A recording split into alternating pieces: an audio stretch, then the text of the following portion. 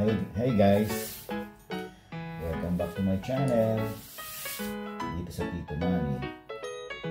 Today, sobrang excited ko kasi finally dumating na yung SeaStar S30. Isa to sa pinakasikat smart telescope ngayon at hirap ma-order kasi magpapasko. Pero yan, ito, hawak ko na. Dumatay galing Amazon.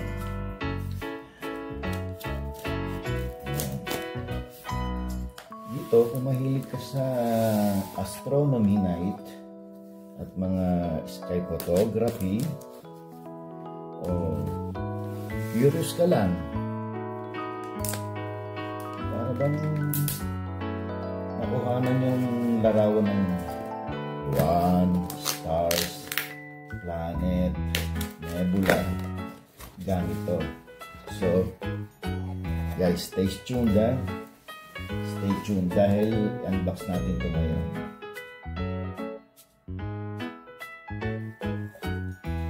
Okay, here we go. Telescope, basic smart telescope. Okay, ito siya guys. So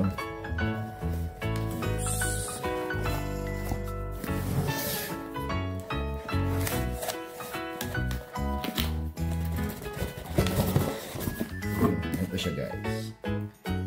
Good. Ayan na siya, oh. SeaStar S30. Ayan. Buksan na natin.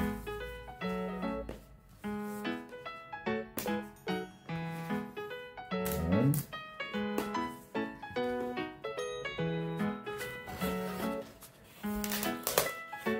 Ayan siya guys. Ayun. May mga stickers pa siya. Wow! Ito na siya guys. Ito na. Ito na. May bag siya. Ayun. Tingnan natin ang laman ng bag. Ayun. Bag. So, okay. Echo na guys. Wow.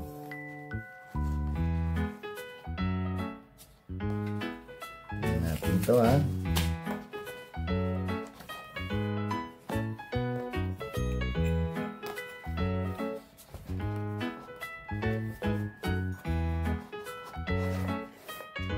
Guys, ito ang SeaStar S30. Yun, may kasama siya guys na mga stand. Ito ang stand niya, ito ang tripod niya, yung liit niya. Liit ng tripod. Ito natin lagay guys. Meron din siyang charging cable. Meron siya guys na charging cable. Ayan. Ayan, charging cable. Ito yung kanyang manuals and sticker. Yun.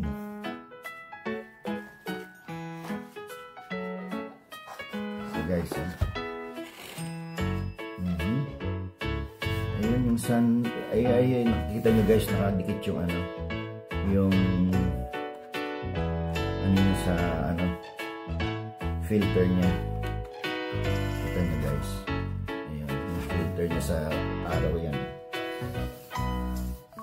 Ayun, honestly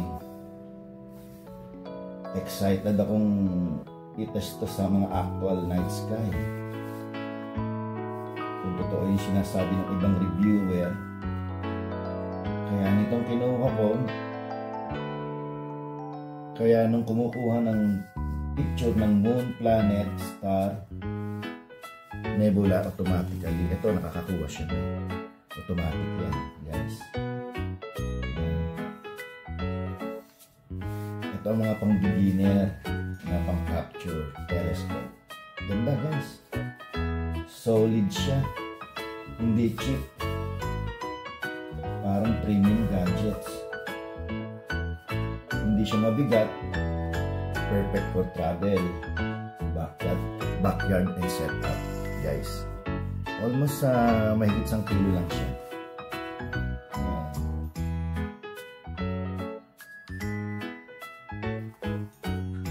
Gusto nyo mag-full test tayo, comparison shot, tutorial kung paano gamitin step by step, comment lang sa baba guys. Gagawa natin ang part 2. So ayun guys, at ito na yung unboxing ng SeaStar S30. Thank you for watching. Don't forget to like and share. Bye-bye. Ciao, ciao. See you next video. Clear sky.